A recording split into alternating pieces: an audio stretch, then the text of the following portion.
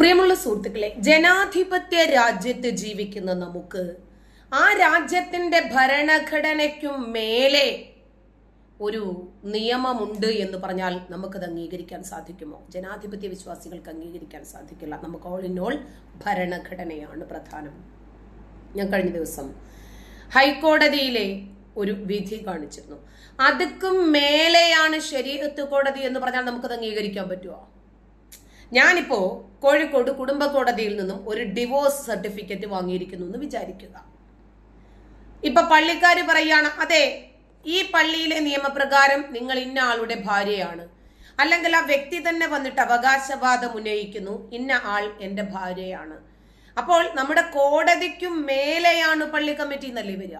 അത് നമുക്ക് അംഗീകരിച്ചു കൊടുക്കാൻ പറ്റില്ല. അതുപോലെയാണ് നമ്മുടെ ഈ വഖഫ് നിയമവും രാജ്യത്തെ ഭരണഘടനയും.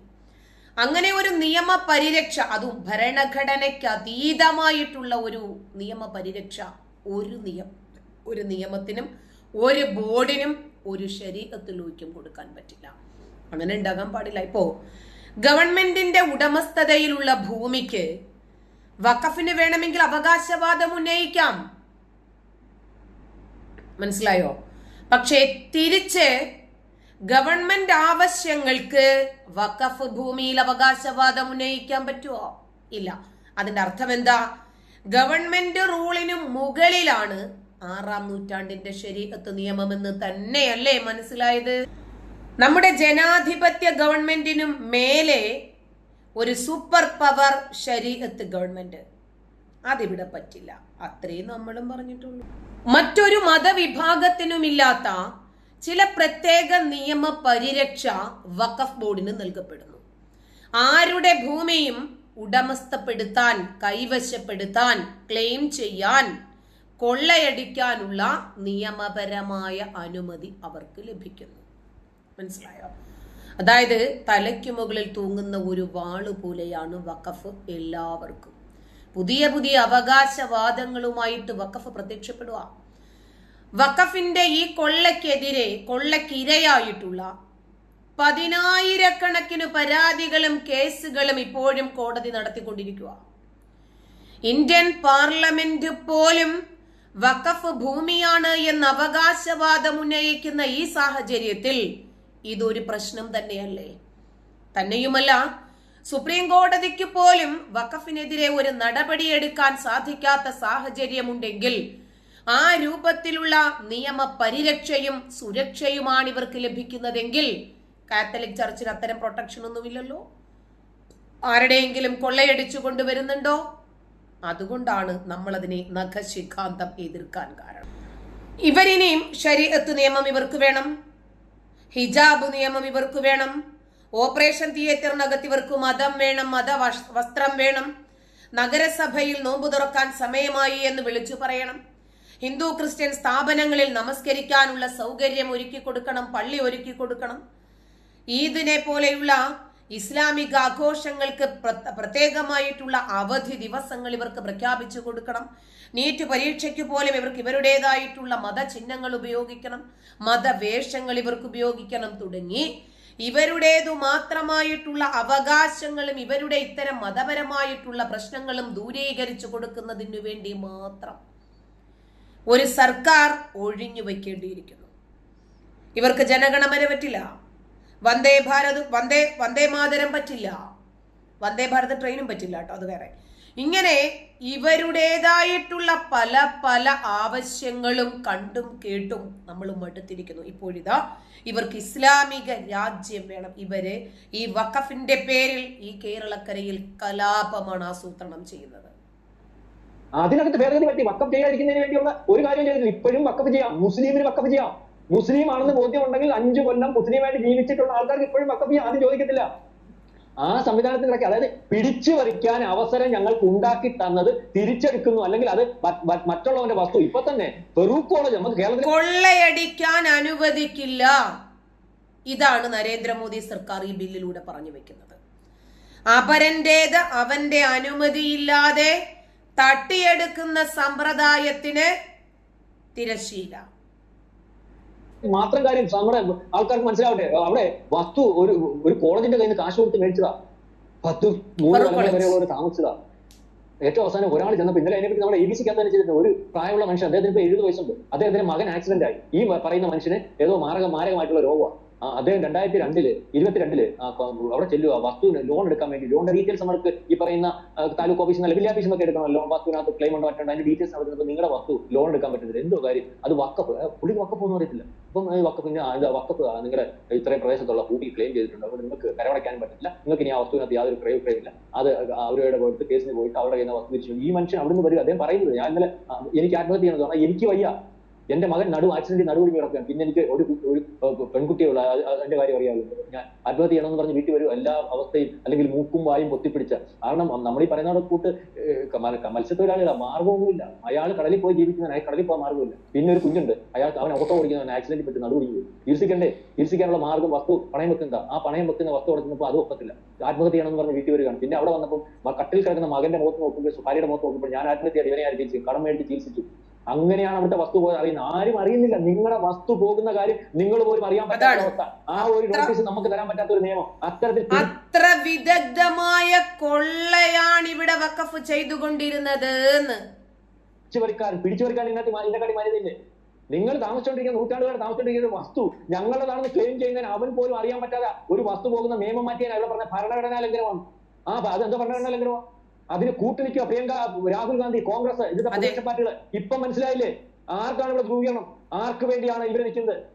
ഭരണഘടനയ്ക്കകത്ത് പറഞ്ഞിരിക്കുന്ന അംബേദ്കർ പറഞ്ഞിരിക്കുന്ന സംവരണം എന്ന് പറയുന്ന ഇവിടുത്തെ ദളിതനാണ് അല്ലെങ്കിൽ പിന്നോക്കക്കാരനാണ്, അവനാണ് സംവരണം. ജാതി അല്ലെങ്കിൽ ഇത്തരത്തിൽ അത് ആവശ്യമുള്ളവന് സംവരണം കൊടുക്കണമെന്ന് പറഞ്ഞു. ഇവിടെ മതത്തിന്റെ സംവരണം വരെ നടക്കുന്നത്. എവിടെ മതത്തിന്റെ സംവരണം? ഇതിനെ വളച്ചൊടിച്ച് മുസ്ലിങ്ങൾക്ക് സംവരണം കൊടുക്കുന്നതിന് വേണ്ടി അന്ന് തൊട്ട് ഇന്ന് വരെ ഇന്ന് കേരളത്തിൽ നടക്കുന്നതാ.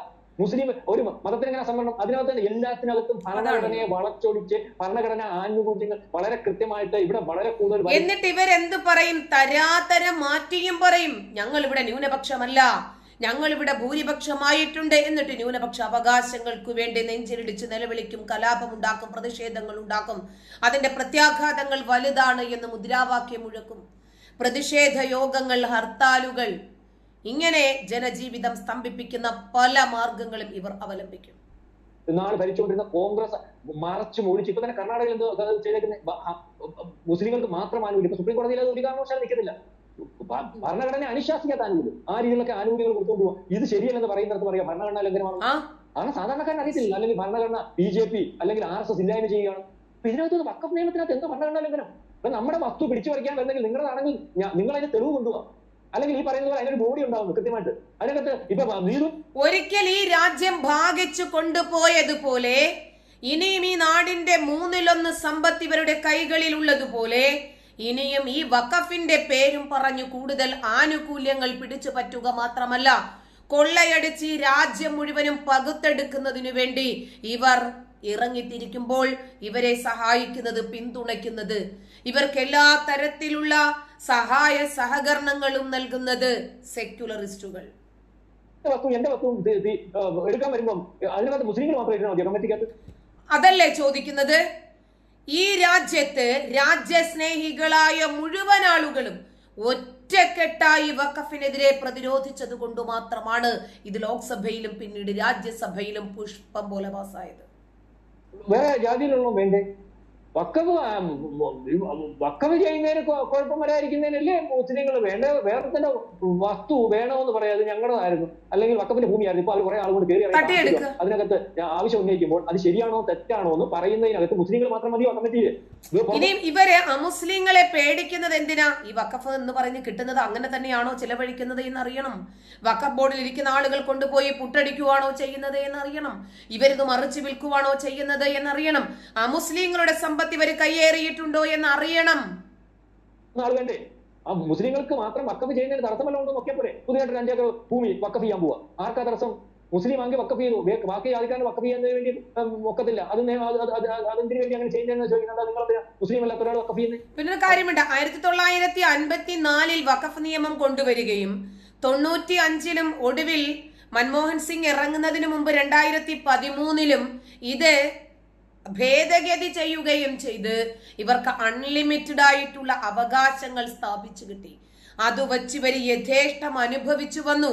ഇനി അതിനൊരു വിഘാതം സംഭവിക്കുമ്പോൾ അവർക്കത് അംഗീകരിക്കാൻ സാധിക്കുന്നില്ല. വേറെ ചില അതുകൊണ്ട് മുസ്ലിം വക്കഫ് ചെയ്യേണ്ടെന്ന് തീരുമാനിക്കുന്നത്. അപ്പൊ ഇതിനകത്ത് യാതൊരു അന്യായവും ഇല്ല.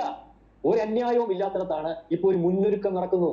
ഞാൻ പറഞ്ഞു വന്നത് ഇതല്ല, ഒരു കലാപം ഉണ്ടാക്കാൻ വേണ്ടിയുള്ള ശ്രമം. നമുക്ക് കണ്ടല്ലോ, വക്കഫ് നിയമ ഭേദഗതി കൊണ്ടുവരുന്നതിന് മുമ്പ് തന്നെ ഇവിടുത്തെ SDPIക്കാരൻ ഈ കേരളം മൊത്തവും അല്ലെങ്കിൽ ഈ ഇന്ത്യ സംസ്ഥാനം മൊത്തവും വളരെ വലിയ വലിപ്പത്തിൽ പ്രകടനം നടത്തി ഭൂമി പിടിച്ചു പറിക്കുന്നു, അല്ലെങ്കിൽ അവകാശങ്ങൾ ഇല്ലായ്മ ചെയ്യുന്നു, ഈ മുസ്ലിങ്ങളുടെ ഭൂമി പിടിച്ചു പറിക്കുന്നതിന് വേണ്ടി ഒരു നിയമം കൊണ്ടുവരുന്നു എന്ന് പറഞ്ഞ് വളരെ കൃത്യമായിട്ട് തെറ്റിദ്ധരിപ്പിച്ച് ആൾക്കാരെ ഇളക്കി, അല്ലെങ്കിൽ മുസ്ലിങ്ങൾക്കിടയിൽ ഭീതി ഉണ്ടാക്കി അത്തരത്തിലൊരു കൂട്ടത്തെ കൊണ്ടുവന്ന് ഒരു സമരത്തിലേക്ക് കൊണ്ടുവരുന്നതിന് വേണ്ടിയുള്ള മുന്നൊരുക്കം നമ്മൾ നേരത്തെ കണ്ടതാണ്. അതിനുശേഷം പല മുസ്ലിം സംഘടനകളും ഞങ്ങൾ ജയിൽ നടക്കൽ സമരം എന്നൊക്കെ പറഞ്ഞ് മുന്നോട്ട് വരുന്ന ഒരു അവസ്ഥ നമ്മൾ കണ്ടു. ഇന്നലെ ഇത് നിയമം പാസ്സായതിനു ശേഷം പശ്ചിമ ബംഗാളൊക്കെ പലയിടത്തും പ്ലക്കാർഡും പിടിച്ചുകൊണ്ട് സമരത്തിന് ആഹ്വാനമായി ഇറങ്ങുന്നതിന് വേണ്ടി ഒരുക്കവും അല്ലെങ്കിൽ അതിന്റെ ഒരു ആദ്യഘട്ടവും നമ്മൾ കണ്ടു. യൂണിവേഴ്സിറ്റികൾ എല്ലാ സമരത്തിനും ഡൽഹിയിലെ ഒരു യൂണിവേഴ്സിറ്റി ഉണ്ടല്ലോ, ഞാൻ എന്റെ പേര് പറയുന്നത്, ആ യൂണിവേഴ്സിറ്റിയിൽ പിള്ളേരെ വെടിയിൽ പ്ലക്കാർഡുമായിട്ട് നിൽക്കുന്ന ഒരവസ്ഥയുണ്ട്. അപ്പം ഒരു കലാപത്തിന് വേണ്ടിയുള്ള ഒരു ഒരുക്കം, ആ ഒരുക്കത്തിന് നേരത്തെ കർഷക സമരത്തിനും അല്ലെങ്കിൽ CA സമരത്തിനും ഒക്കെ ഒരു പിന്തുണ കൊടുത്തിരുന്നവർ ഇപ്പൊ വ്യക്തമായിട്ട് വെളിയിൽ വരുന്ന ഒരവസ്ഥ. അല്ല, എല്ലാ മറയും അല്ലെങ്കിൽ ഒളിച്ചു വെക്കലും ഒക്കെ വേണ്ടാന്ന് വെച്ച് പുറത്തോട്ട് ചാടുന്ന ഒരവസ്ഥ. മുസ്ലിമിനെ തൊട്ടാൽ മുസ്ലിമിന്റെ അല്ലെങ്കിൽ മുസ്ലിങ്ങൾ ആ രൂപത്തിലുള്ള എന്തോ സംഭവമാണ് വേണ്ടി പ്രതിപക്ഷ പാർട്ടികൾ, ഒരുപക്ഷെ കോൺഗ്രസ് ഉൾപ്പെടെയുള്ള പ്രതിപക്ഷ പാർട്ടികൾ ഇന്ത്യയിൽ നിൽക്കുന്നത് അവർക്ക് വേണ്ടി മാത്രമാണ്.